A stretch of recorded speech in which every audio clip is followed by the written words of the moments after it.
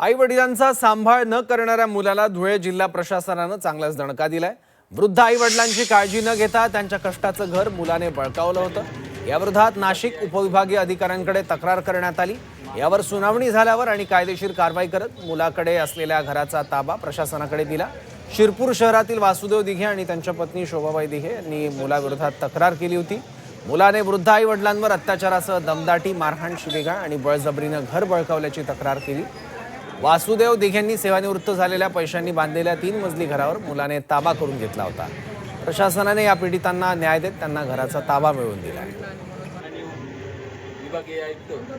जे आहेत वासुदेव वक्रा दिघे यांना पोलीस बंदोबस्तामध्ये त्या घराचा ताबा त्यांनी आज रोजी मिळवून दिलेला आहे।